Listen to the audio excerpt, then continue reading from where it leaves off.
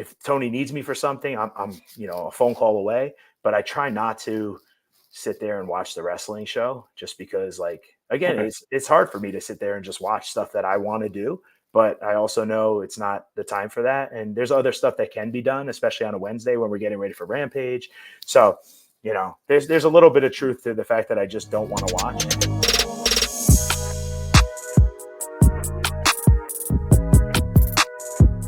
Stephen Milhausen here for the Takedown on Sports Illustrated. He doesn't need too much of an introduction. And QT Marshall, when you're in the news, I know something cool is going on.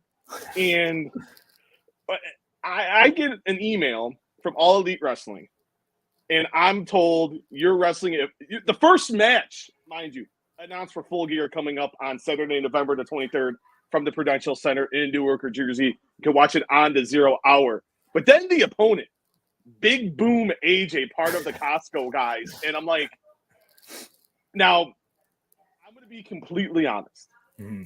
I had no idea who this guy was until it was announced. And then I talked to a couple of my friends that love TikTok.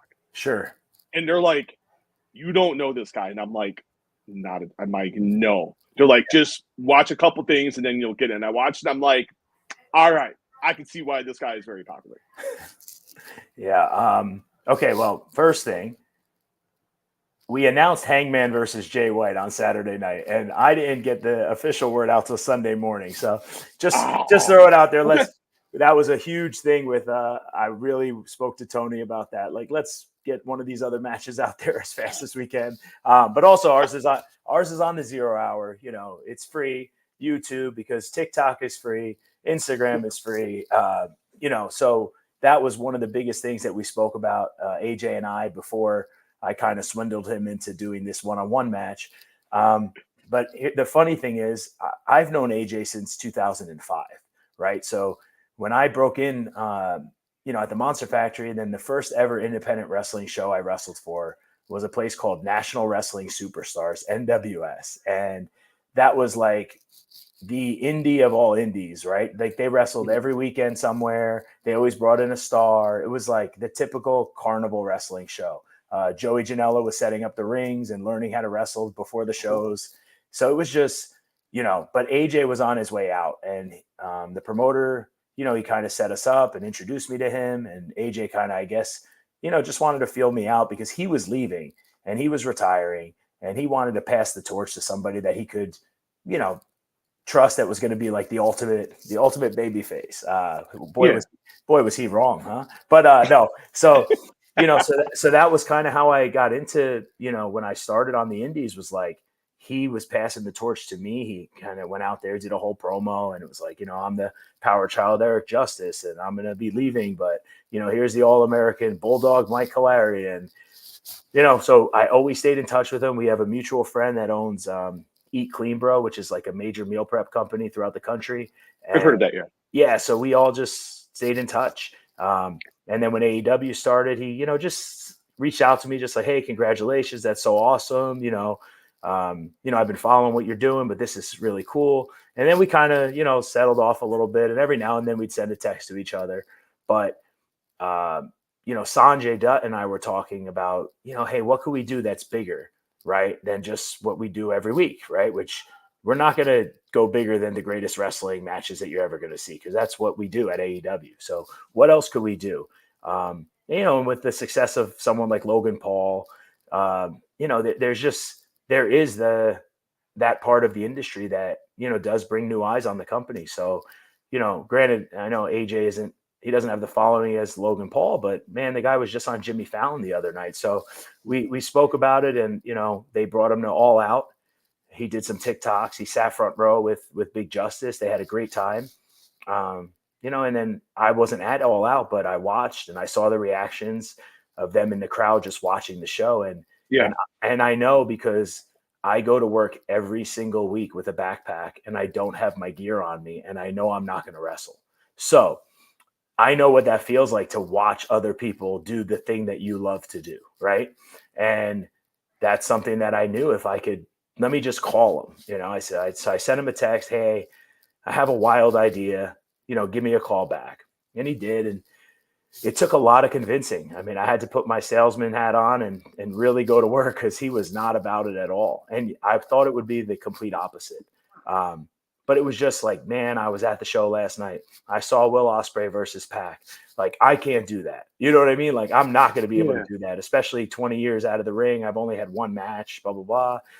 And I just said, well, you know, we could team together and I'll do most of the lifting and blah, blah, blah, you know. But in my head, I knew that I was going to go one-on-one against him because also like, you know, there's no way that you're going to put him, one of the most, you know, beloved people out there. Like, you just meet him and you just like the guy.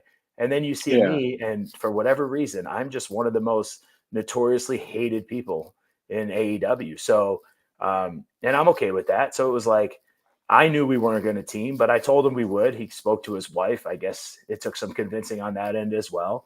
You know, and then he finally said, okay. So, you know, then we were off to the races. It was like, all right, I already got him back. You know, he's hooked now, right? He's hooked. I got to just now push it through the finish line. So when we went to Barstool to announce it, that's where I kind of laid the heavy on him that it was going to be me versus him. And, you know, we set it up. And like I said, I'm very excited for it.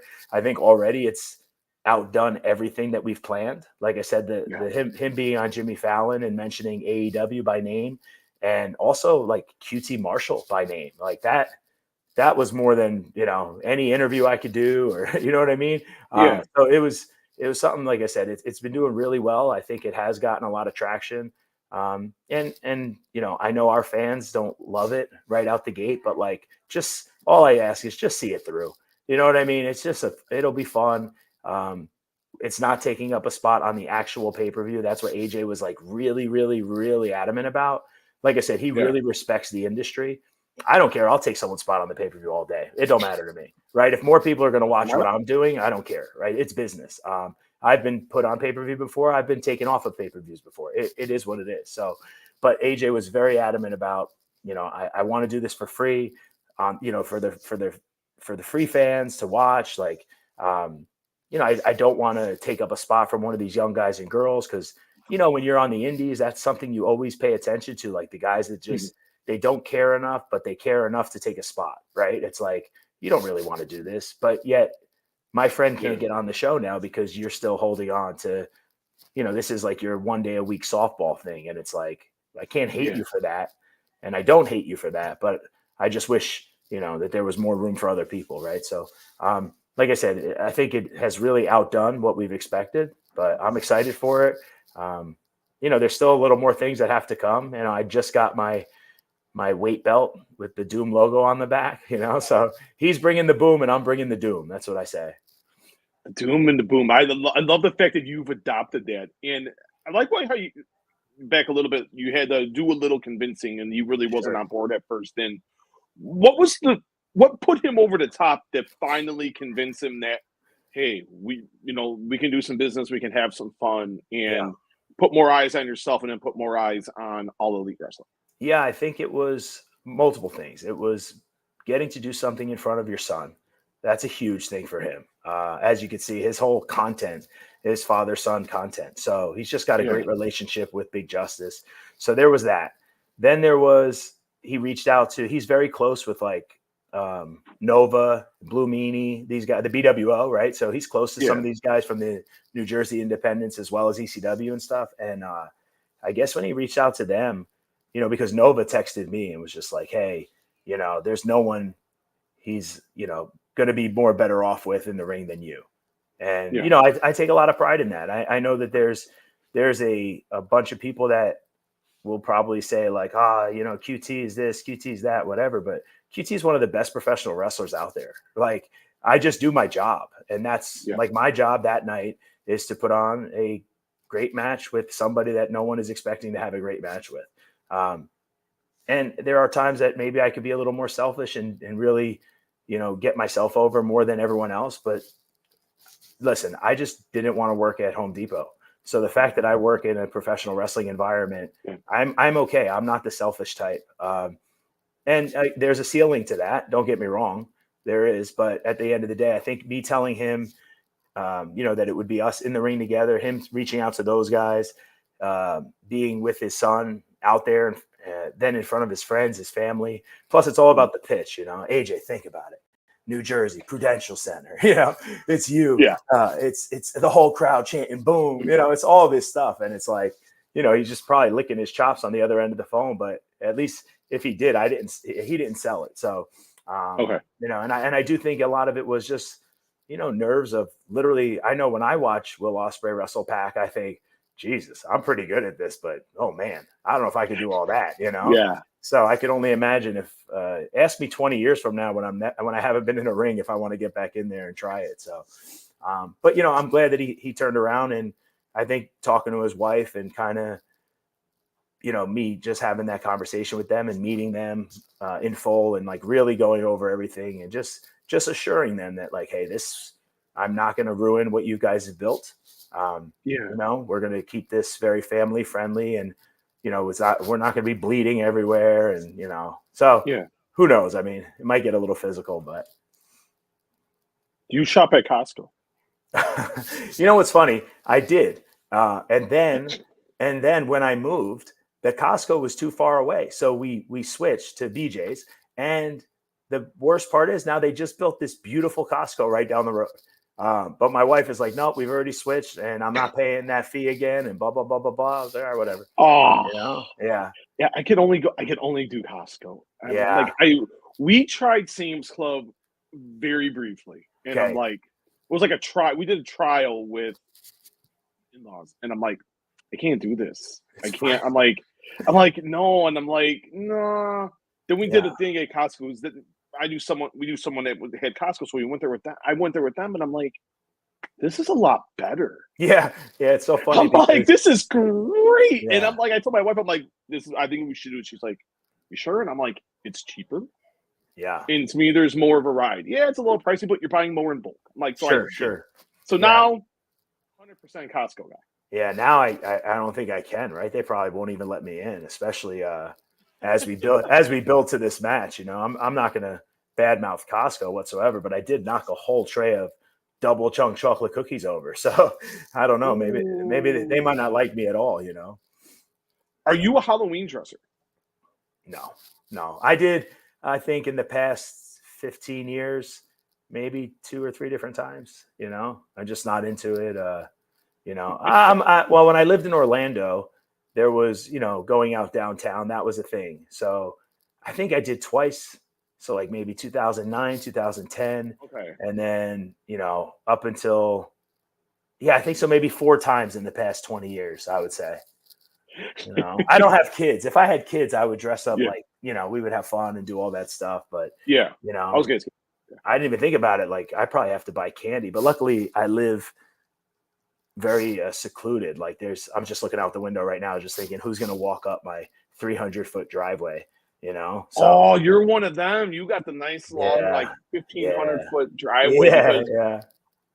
I was talking to someone last night. We were out and they were telling me about their, same thing as y'all. We live in this big subdivision and no one even bothers coming because we have a driveway that's like 500 feet. And I'm like, I think the kids these days are more apt to make that walk.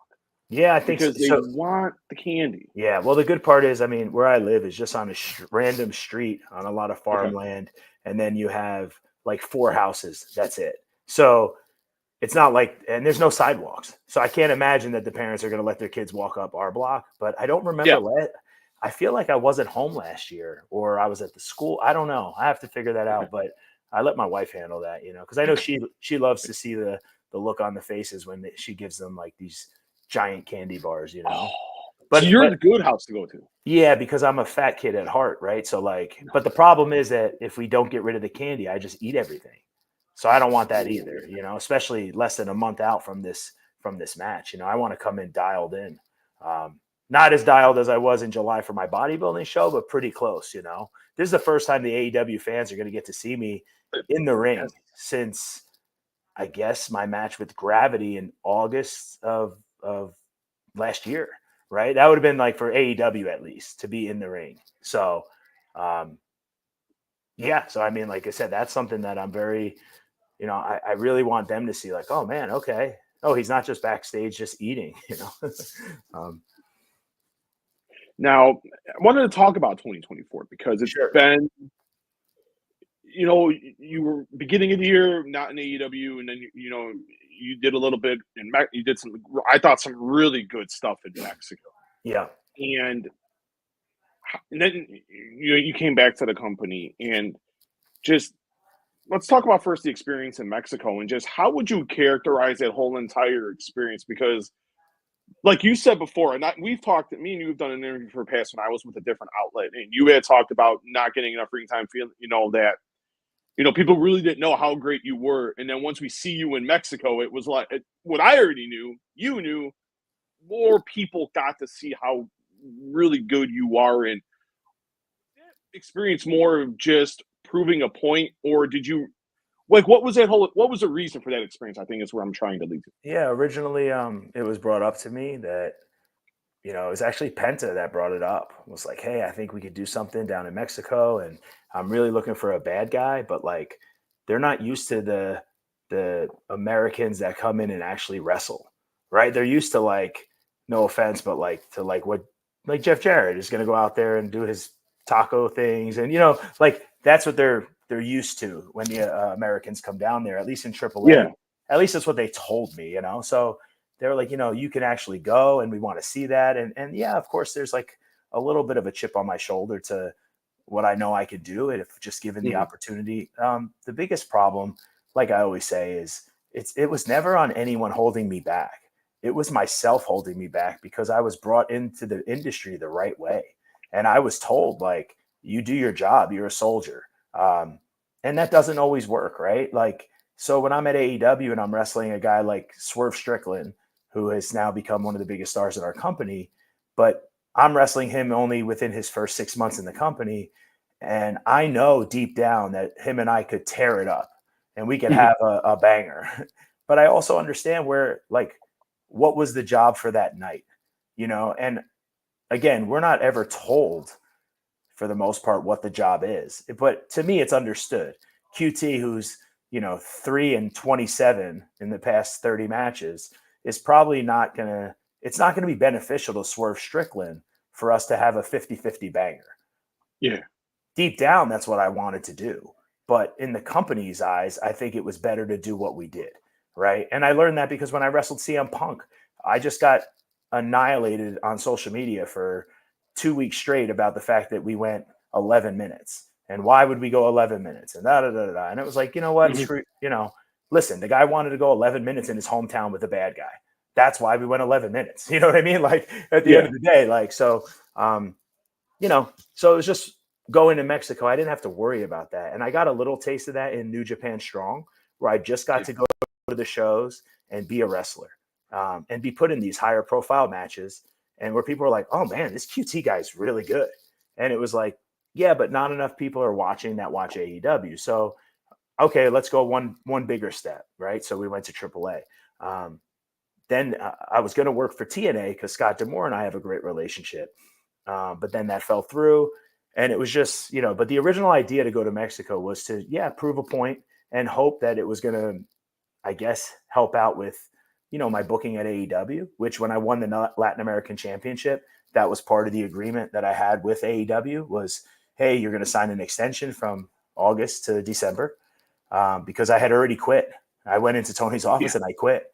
But, we spoke about it, and I knew what was best for me and my family at the time. And also I love AEW. So I want to give them the first chance to first right of refusal. And we started off good. I had to sit down with Jim Ross, and then I had the match with Gravity. I wish it was on 2 different episodes, but we put it all in the same one. And then it just never worked out to where I could defend the title. And I understand there's only so much TV time, and a lot of it was supposed to be on Ring of Honor. And it's nothing against Ring of Honor now. I just have so much PTSD from Ring of Honor back in the day that I just never wanted to really, go on Ring of Honor. Right. So, and so when the time came, it was like, all right, well, I'm just going to see what I could do. But then Tony and I spoke, and, I just had to rip the Band-Aid off, which is why I put out a statement. Like that was part of, I'm not going to be able to actually go through with this if I don't just rip the Band-Aid off. And I knew that. Right. So I did it. And then, we spoke like right afterwards. And it was like, well, let's just see it through and let's see what the goals are for both of us. When we met in Jacksonville, we spoke about stuff. And, I explained to him my love for being in the ring, but also, the idea that it is very frustrating to have to worry about what's best for the company when I know as a talent nowadays, because I've learned a lot more in my career, that like sometimes you have to worry about just yourself. Right. But that's such a hard thing to do when you're trusted to look out for the company. So it's much easier now to just go to work with a backpack. Like I said, it's frustrating to watch the show sometimes because you want to be out there and you want to feel that. But at the same time, like it's very easy to show up knowing that you're not going to wrestle, that you have no chance of wrestling. So, and now we're able to have like that happy medium with the match with AJ. So it's all full circle, Now, you led me into where I was going to go next. And why then make that decision? Because you could have went, presumably. And Sure. then I'll ask you because Sure. you are having the conversation and we had this chat beforehand about reports and blah, blah, blah. Yeah. And it was presumed from different media people and fans that and the fact that I'm Liberty's godfather, right? Yes, I was going to go there. You're the godfather of Cody's daughter. Yeah. You guys run the Nightmare Factory. Yeah. It was presumed, hey, he's going to hand him a job, say, hey, this is the guy you need to hire. Boom, boom, boom. Let's go. And the script got flipped, and you ended up back in All Elite Wrestling. And was there any consideration on your end of making a move, or were you like, too much, I've invested too much in AEW, this is my home, and this is where I want to be? No, I think it's I have so many like positives in wrestling when it comes to like what I bring to the table. I think too many to the point where no one has a clue what to do with me. Which is why I fit in so well at AEW, because I don't have like just one role. It's like I just do as much stuff as I possibly can. So yeah, of course it dawned on me to think about it, but like I remember telling Tony a long time ago when Cody first went to WWE, like I'm never going to leave AEW to go work in the office at WWE. I just won't do it. That's such a large system, right? I'm like Tony's right-hand man.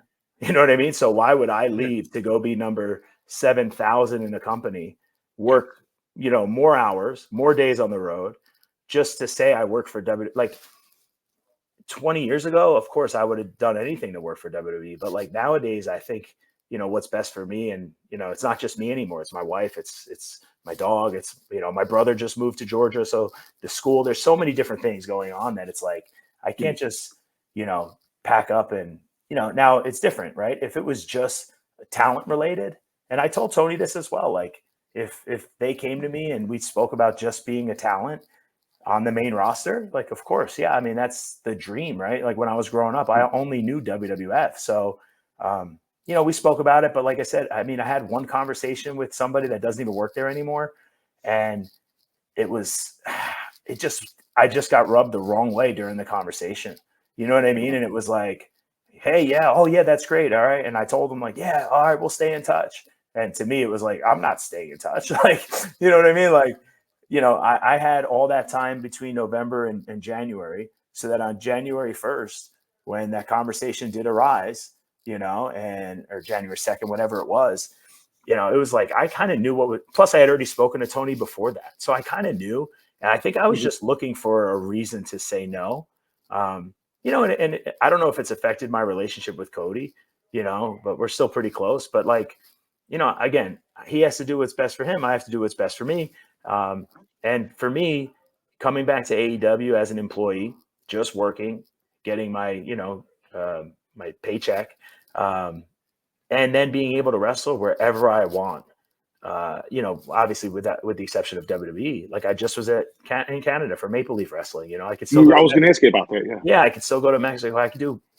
I don't want to say whatever I want, but I could basically do whatever I want. So like, why would I leave that? You know what I mean? Like, I'm a huge Yankee fan. Unfortunately, they just lost, but I don't want to ride the bench on the Yankees if everyone's saying that the WWE is the Yankees. I don't want to ride the bench on the Yankees. I just don't want to do it. You know what I mean? Like some guys might love to do that and they get to get a jersey or something. I don't want a jersey.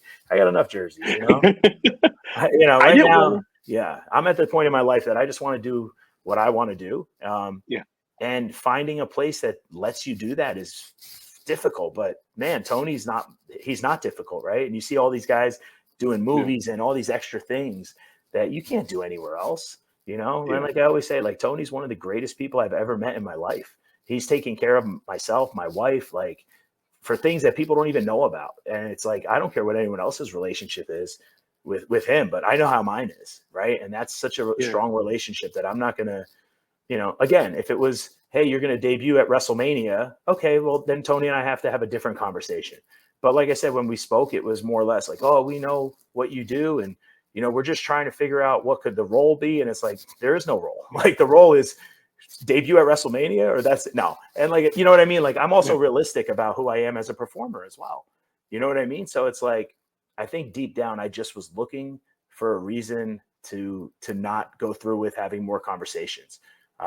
Because that's the biggest thing I get from, you know, the Cody side of it is like, you didn't even give it a chance. You didn't even try. And I'm like, yeah, I didn't want to. That's it. You know, like I didn't want to give it a chance. You know, I like AEW. I'm comfortable at AEW. I'm very comfortable at AEW, you know, and I'm comfortable with Tony. I love the people there. I love what AEW stands for. I think we're trying to get back to that as much as possible.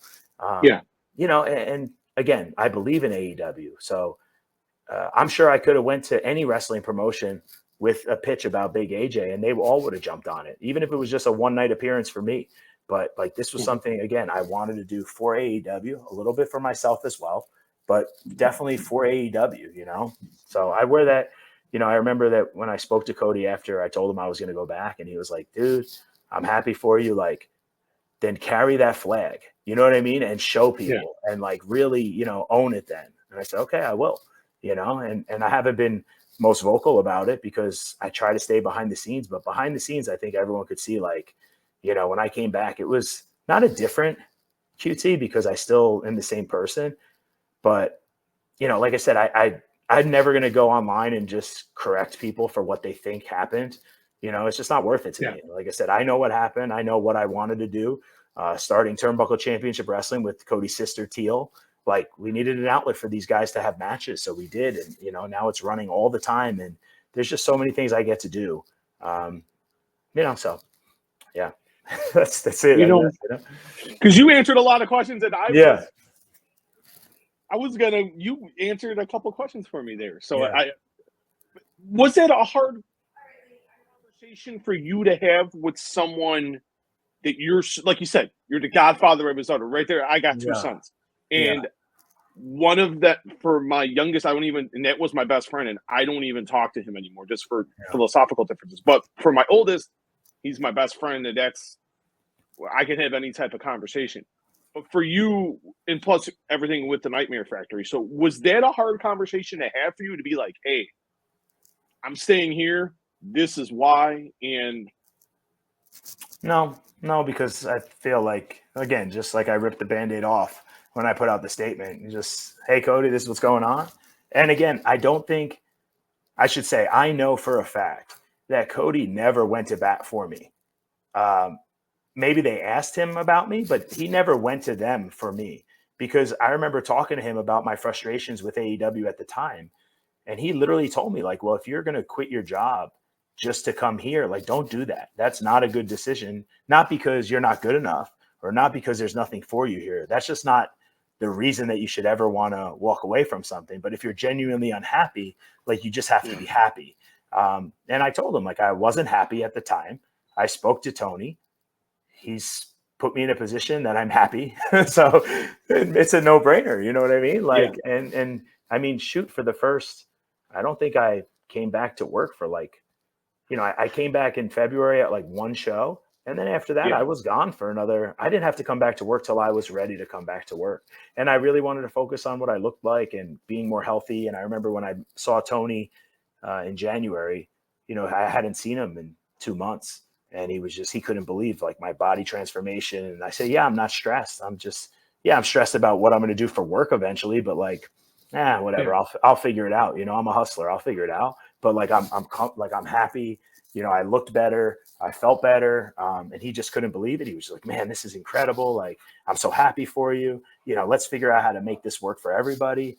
And then he explained to me about Will and Sasha or Mercedes, and you know, all these people coming in and like the scarce TV time that we have. And I told him, like, "Don't worry about it." He was like, "What do you mean?" I was like, "Don't, I'm good. I don't ever have to step foot in AEW ring again. I'll be okay." You know. But if I get the chance and you need me, I'm always there. Right. And then, like I said, when this thing happened with AJ, it was like, hey, here's this idea. I'm not even asking you to put this on television, right? Like the lead up. I don't even need it on television. I don't want to take up any TV time from anybody. I just need, you know, a little bit of time on the 0 hour of Full Gear. But it's going to do really good things for this company. Just please trust me. I don't want to get into too much detail. I know you don't probably know who this guy is, but you know, they got something, you know, so, you know, and I was going to bring up the Yankees to start, and that was the one thing I had on my list. Yeah. And I was out last night, and I'm like, man, I'm like, they're up 4-0, and I'm like, all right, all right, it's going to be 3-2. I didn't care. I'm a White Sox fan. I have no stake, unfortunately. I have no stake in this game, and I'm like, oh God, it's absolutely terrible. And 4-0, full strikes out Ohtani, and I'm like, we can go. I'm like, we'll go home. I didn't even know. I forgot about turning the game back on. I get like a notification from CNN. The Los Angeles Dodgers come back to win. I'm like, wait, what? I'm like, it was heart-wrenching, right? Like, I don't know how to describe that feeling sitting on my couch watching, but you know, just trying to think of someone in wrestling when I watched. Like, I remember WrestleMania 10 and Lex Luger not winning the title, and I remember feeling the same way I felt, you know, last night watching that happen. I was just like, this is what is going on right now. You know what I mean? Like, that's not supposed to happen. Like, they're supposed to go back to LA and at least, you know, get to a game 7. Like, what is going on right now? But you know, it is what it is. And as upsetting as it was, we'll have to move on, you know? No, exactly. And, you know, you talked about Maple Leaf Pro earlier, and I remember I talked to Scott before that show, and we had a really good chat, and you had come up and he was talking about one of you being on the show, Haley Cameron, you know, a couple other people, you know, Takeshita was a really big integral part of the show, part of the weekend, to be frank. And Athena was on the show as well, and, you know, mixture of AEW talent, TNA talent, people from the indies. And I just think that's the one thing I don't think gets enough credit for, is the fact that they really started this like integration of, we're going to work with other people, where the other side was reluctant for a very long time to do it. And it's nice to see people from AEW, TNA appearing in promotions like that, because Scott is a great guy. Maple Leaf Pro, both nights were a fantastic show. It's great to see AEW work with New Japan and you know, when they were having the allegiances with both promotions in Mexico. And I just think overall that's good for the business, because it gets, like you said, there's scarce TV time, and allow talent to apply their trade in different promotions if needed. Yeah, I mean, I think, you know, it's just good for wrestling in general, right? Because if somebody from CMLL comes to our show and you see them, and then you see that they're on a local independent show, or you know what I mean? It just brings more eyes on everything. And I think getting people to understand that there is other wrestling out there. I said this earlier. Somebody else was like, you know, when you say pro wrestling, they either think it's MMA or WWE, and that's it. And now AEW has entered that conversation. But still, to this day, like, they don't know that there's independent wrestling. They don't know that there's Maple Leaf Wrestling, that there's, you know, TNA Wrestling, you just don't. Like, you think professional means WWE. And professional is just what we're called, professional wrestlers, right? I could be a professional wrestler at the local VFW hall. But they don't, most casual fans, or not even fans of wrestling, they don't think like that, right? They have so much other stuff going on that they're not diving into who's this and who's that and stuff like that. So that's where, you know, I feel like having these integrations helps out so much, because it's like, oh wow, I didn't know that that's the case. Oh, I didn't know that that's the case. You know, it's like having Otani come from Japan to play baseball. It's like, oh, there's baseball in Japan. Then you find out, like, yeah, baseball's humongous in Japan, guys. You know what I mean? Like, and I was the same way. I was never into Japanese wrestling. Like, I think because when I watched it, everything was in Japanese and I didn't understand it. So I wasn't, same with like, Lucha Libre. Like, I didn't understand it because I didn't speak the language, and it's a lot harder. But wrestling is universal altogether, just like baseball. Like, I can watch a baseball game. I might just have to listen to English commentary. So it just really helps out. And like I said, and Tony's so cool about it. And, one of the things that I bring to the table, besides just being able to get in the ring, is, having that buffer between Scott D'Amore and Tony, where it's like, hey, Tony, this is the idea. Do you think we could have Ricochet show up? I think it would be really cool. It would really advance our storyline with him. And, we could show it on TV and it gives Scott a little rub, but also it helps us out and da-da-da. Yeah, great. Okay, that's cool. And then I have to handle all that. But, at the end of the day, like, it just adds more work for me, but it does help the company and it helps everybody. And like I said, I just don't think, I don't know about the other place and their ideologies at the time, but like, I don't ever feel like you shouldn't help people. Just help as many as you can, because unless you're so scared that they're going to take your spot, why wouldn't you help them? You know what I mean? And even if you are scared, then step up, right? I always say that, like, you're not going to take my job. We can hire as many backstage employees as we want. I have a connection to Tony that, no one else has, and we joke about it, but like, I remember one time I came to one of the pay-per-views and they were trying to come up with something. And I walked in the room because I showed up late just because my flight was delayed. I walked in, they asked the question. I gave the answer within 10 seconds. And Jimmy Jacobs like, yep, that's why you get to just show up and leave whenever you want. It's like, Tony was like, that's it. That's what we needed. Okay, good. I'm so glad you're here. And then I think I left like right after that too. It's like, you bounce in, great idea. Then you get to go home. That ain't bad. I got lucky on that one, but yeah, like I said, I think, having those integrations with other companies and stuff, it's just good for the industry all around. And now you see like WWE, they're trying to do the exact same thing. And I don't fault them for that either. You know what I mean? Like, hey, if it's going to help your company and it's going to help the other companies, like, great. I think it's beneficial for all the talent out there. I'm a talent before anything else, right? Like, I think that's one of my biggest, positives that I bring to the table is I think like a wrestler first. So that's why I have such a great relationship with the talent at AEW, because, I feel for them. I understand where they're coming from. And I know what it's like to feel like you're not being heard and stuff like that, or you're not getting the push that you think you deserve.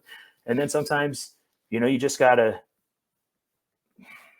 like me, I just put a picture side by side of myself against Ricky Starks on Rampage before All Out 2022, maybe.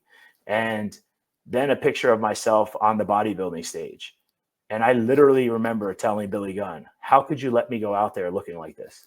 And he was like, well, that's just what you look like. What do you mean? Like, we're not going to, like, you didn't look like the picture on the right and then become the picture on the left. Like, you just look like the picture on the left. So, and I remember thinking like, man, I look good. Like, but we're wrestlers. We're a little delusional, right? We think we're all going to be the next, Macho Man Randy Savage, and we're going to be the biggest stars in the world. And that's great. You do have to have a little bit of that in your mind to even do what we do in the first place. But I also think that, you kind of just have to take a look back and see, okay, what does the average person watching our show see? And then kind of tap into that, right? And sometimes that has to be explained to people, and that those are uncomfortable situations sometimes, but I'm okay with it as long as the talent's okay with it, and they understand it's coming from a good place. You know what I mean? Like, when I'm giving advice, it's mostly the most honest advice I could possibly give, because again, at that time, I wish somebody would have pulled me aside and said like, man, it's going to be hard to keep putting you on TV if this is the way you're presenting yourself. You know what I mean? And not that I never say like everyone has to look a certain way. In the school, we always say your character just has to look like what you're presenting. Like, your body has to match your character. But if you don't have like a character, like QT Marshall, the leader of the Factory, was just a coach, But then when you read on social media, oh, he looks like a uncle or a gym teacher, and it's like, yeah, well, I mean, my gym teachers were jacked. So like, I never really thought about it, but now you look at it, and then like I said, I look at the picture on the right and I think like, man, I bet you things might have worked out a little bit differently if I looked like the way I do now. You know what I mean? So again, I know we're in a very weird situation in 2024 where we're talking about how people look, but at the end of the day, you're out there in your underwear. So like, it is what it is. You know what I mean? So you got to kind of be realistic about it too. I'm trying to get people to pay money to watch me, and I'm out there in my underwear. So however you want to look at that, and make them believe that I'm able to beat somebody up. So luckily I have a lot of size to me and I'm 240 pounds. So that helps. But like, I do understand, why maybe I didn't connect with everybody. A couple more questions, QT. Thank you so much for this extended time today. It's greatly appreciated.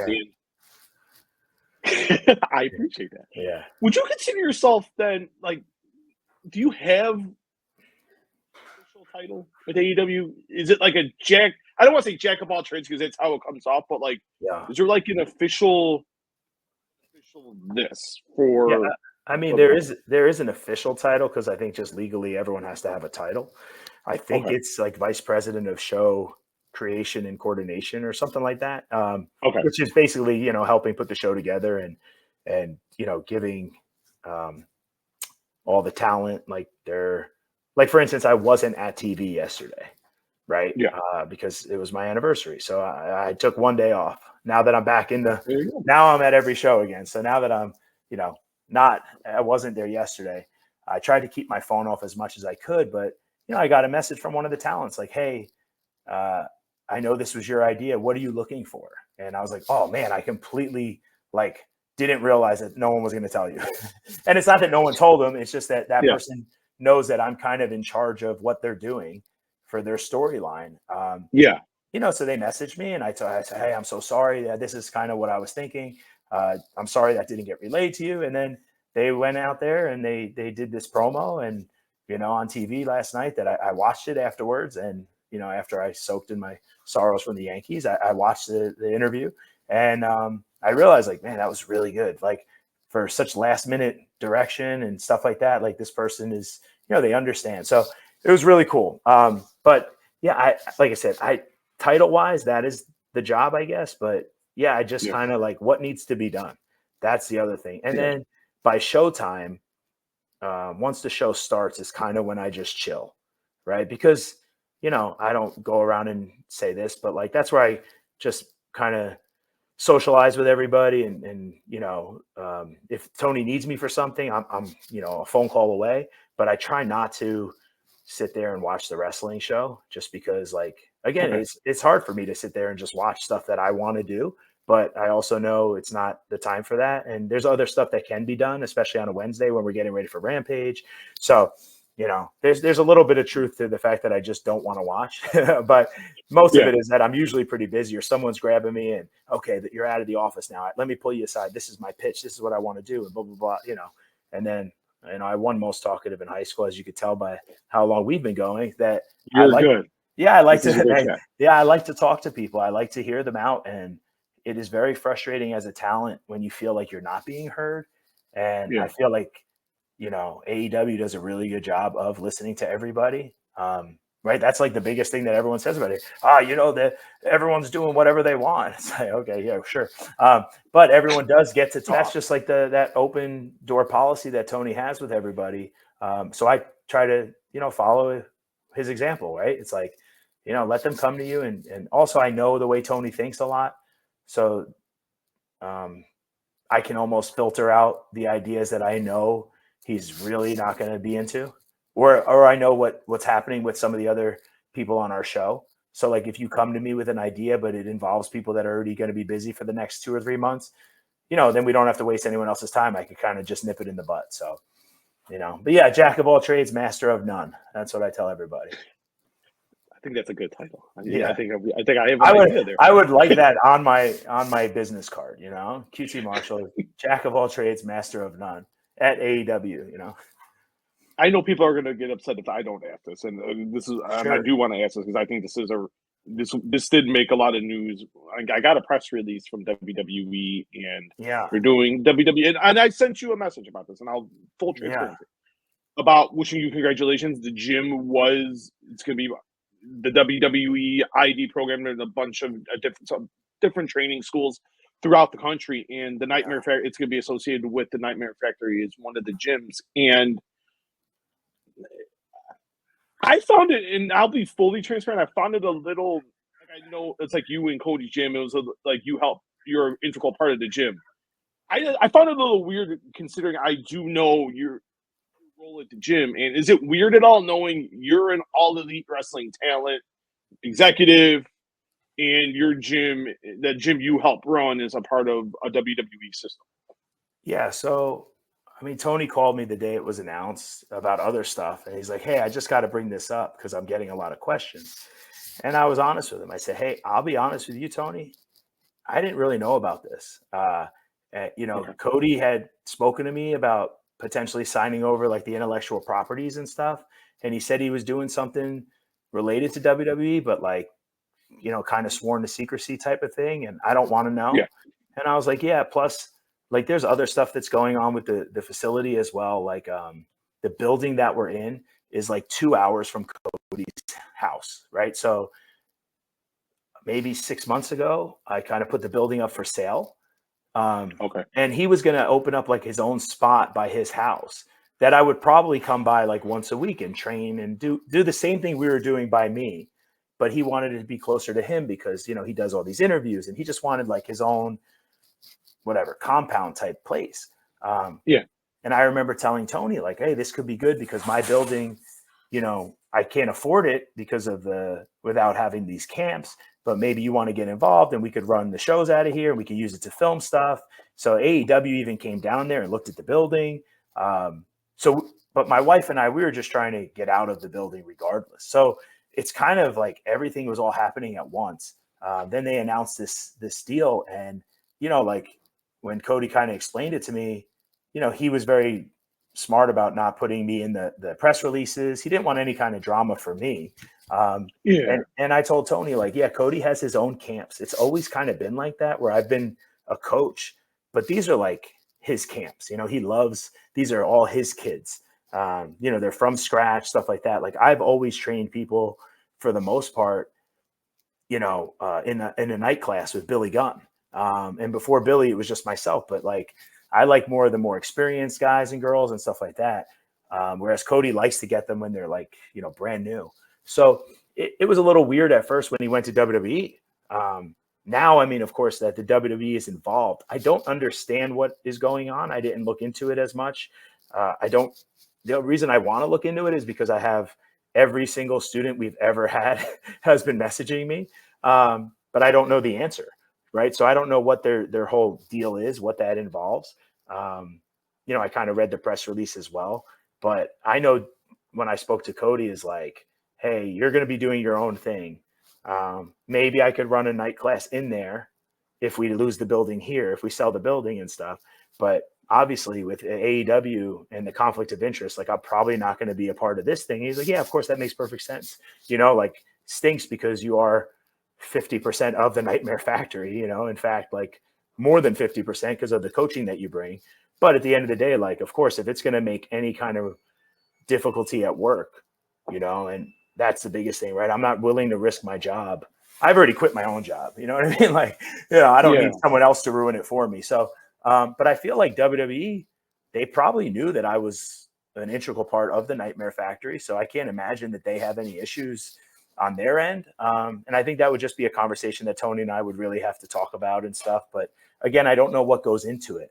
So I don't know if like, if we train them, are they, are they going to send people from like, I still, if Jade Cargill came to the school and asked to roll around and learn stuff, I'm not going to say no, cause she works for WWE. You know what I mean? Yeah. She's still a student of mine. But at the end of the day, I do understand if there is a major conflict of interest too. So it's just one of those things that I think as things progress, we kind of figure it out. But when it comes to, the near future and Cody announcing that there's a camp in January and stuff, like we have a student that really helps out answering all those questions. And we've kind of been directing them to a different area of Georgia because I know that if this building goes through with the sale, like we'll be out of there by January anyway. So, and I think if we weren't going to be out of there, maybe Cody was going to run it out of that one, but still, I mean, I was looking to take a break from coaching. That's what I told Tony. Like, I genuinely just want a break. I've been doing this for 7 years, almost 10 years. If you go back to when I was coaching at the Monster Factory, and then opening my own facility and doing all this stuff. And, it's like, I go to TV on Tuesday, I come home Thursday, I go right to the school, and then over the weekend we have Turnbuckle Championship Wrestling, or I'm wrestling for somebody else. And then we start at Monday, I have another day at the school, and then I travel again. So I just would like to try to enjoy my life a little bit while I still can. So there was a lot that went into it. It was just all this timing all at once. It was just kind of crazy how it all happened. But, I know people have been tagging me on Twitter saying that AEW should release me from all ties because the school is affiliated with WWE. And I'm like, oh, geez. Yeah, that's good. Yeah. I mean, they can, but, I don't think that's beneficial to anybody. This is one of those things, right? Like, I understand because there's not enough information out there. That's the biggest thing, right? Because Cody put my name in his tweet. And he said, like, did that harm you more than help you? And I said, I'm fine. I said, it doesn't do anything. I said, I think the lack of information that, that press release kind of gives, you just no one understands it, right? Like, I don't know what it means. And I guess all the, 250 students that we've ever had, they don't understand what it means, So again, maybe WWE doesn't know what it means yet either. I really don't know. I think it might just be something where, like, if they're signing off on your facility, that they probably want to have, like, a right to look at the talent. Maybe I really don't know. I know they weren't going to come in and give me $1 million for my building. I know that. So, so that would kind of prevent. That's why I really don't care too much to not be involved. But also, a lot of it was just I just wanted a break. I had voiced that opinion 3 months ago to Billy Gunn and to Cody as well. Like, I don't think we should do another camp in January. I want a break. I just want to relax and kind of figure out, what else is there, and maybe find the passion for coaching again. So it's just, like I said, it's just been a wild couple of days, That's why I'm looking at it. Yeah, but like I said, I didn't really know what was going on, and I understand from Cody's point of view of, he was sworn to kind of secrecy and stuff. And, because who knows if maybe it's such a cool thing that they're doing that we would have wanted to jump on it. I don't know. I don't know the ins and outs, but, again, when it comes to their business and my business, I try to stay. Cody and I, we just have more of a friend relationship than professional at this point. So. I'm glad you really cleared it up, because and I saw that tweet, he tagged you, and I'm like, wait, what's going on here? So we can just narrow that down. So hopefully everyone will be able, because I think that was very. Yeah, I mean, don't get me wrong. The goal of the school was always I think the goal of any school is to get branded by a major organization. I think, like, we never jumped on it from an AEW point of view because it always involved Cody. And also, I'll say this, I haven't really said this to many people, but if you're a student signing up for the Nightmare Factory 6 months ago and there's no WWE logo or WWE ID or whatever it is, you would have to be crazy to not think that there's an attachment to WWE. But also, you have the vice president of Jack of all trades, master of none as the other coach, right? So, like, why? And I think it's always just been understood. But, again, so if anything, I just feel like, if you're someone that wants to go to AEW when you start wrestling, this kind of almost puts it divides it a little bit. And it shouldn't, you know what I mean? Because, again, like, you're going to learn wrestling in a school, but then you're going to learn it by actually going out there and wrestling. So you're just going to learn your fundamentals at a school, and hopefully what we strive to teach at Nightmare Factory is, like, the etiquette and the business end of it. But at the end of the day, like, if, like I said, that's why I think it was never needed, that I needed to say, like, if you sign up at this school, like, there's an attachment to AEW, like, no duh. The guy's the vice president of the company. You know what I mean? Like, obviously, and also Cody, like, he's the WWE world champion. You don't think if there's a student that's such a standout that he's not going to go to someone and say, like, hey, you got to take a look at this person. You know what I mean? Exactly.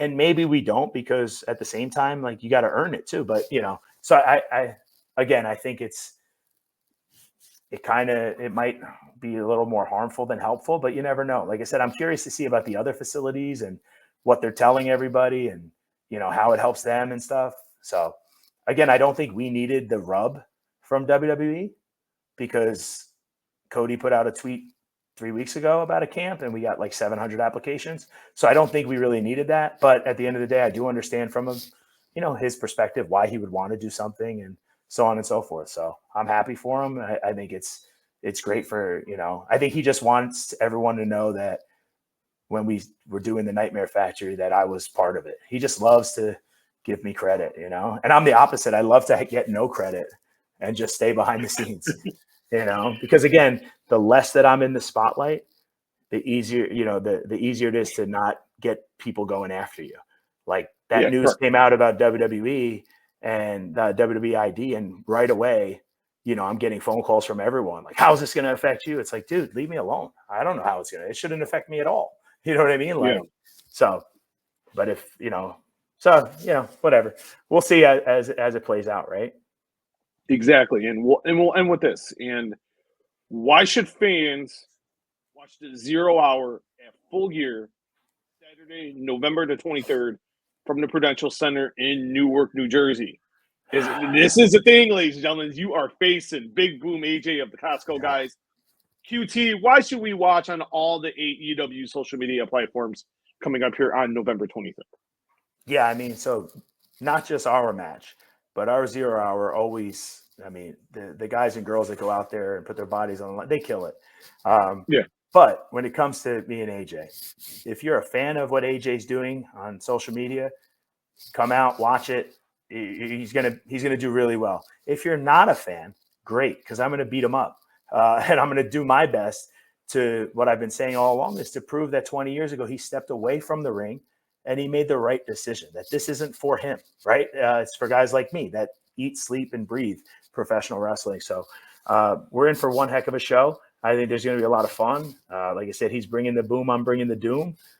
I'm excited for it. And I just think it's going to, if you've never watched AEW before, and this is the reason why you're tuning in, like I said, don't just watch our match, watch the rest of the stuff that's on the 0 hour and hopefully purchase the pay-per-view as well. AEW is one of the greatest live event experiences you're ever going to have when it comes to the wrestling. It's just incredible, the stuff that we do. The guys and girls are some of the greatest athletes and professional wrestlers in the world, right? That's, when we say it's where the best wrestle, it's literally the place that the people that are known as the best free agents in the world choose to wrestle. It's like Juan Soto. He's going to get to choose wherever he wants to go. So the Juan Sotos of the wrestling world choose to come to AEW. And that's a huge, huge thing to brag about. I hope a lot of people don't get that misconstrued when we say it's where the best wrestle, but it genuinely is. And like I said, if you come out to Newark, New Jersey, Prudential Center, my hometown, AJ's hometown, it's going to be a lot of fun. People are going to be rowdy. You're going to have a great experience. And then, a couple days later, enjoy some turkey. I'm going with the doom. I think you're going to get done. Yeah. It's the Costco Guy. Yeah, exactly. Yeah. You're going to deliver. You're going to deliver your own boom. That's right. That's right. On November 23rd. But thank you for so much time. And I give up soft times because I know you guys are busy. And the fact you took this much time out, it does mean a lot. We got to cover a lot of ground. It is greatly appreciated. Make sure you guys do watch on Saturday, November the 23rd. AEW presents Full Gear from the Prudential Center in Newark, New Jersey. You can watch it live on cable and satellite pay-per-view, Triller TV pay-per-view, and all your other streaming outlets. Make sure you watch the 0 hour as QT Marshall is going to lay the beat down on the Costco Guy, and I'm looking forward to that. Maybe he'll become the Sam Club guy. There you go. Yeah. I'll take Maybe he'll start going to Sam's Club. But QT, Thank you for the time, my friend. I'm looking forward to your match coming up at Full Gear, and hopefully we can talk again in the future. You got it. Thanks, Steve. Appreciate it.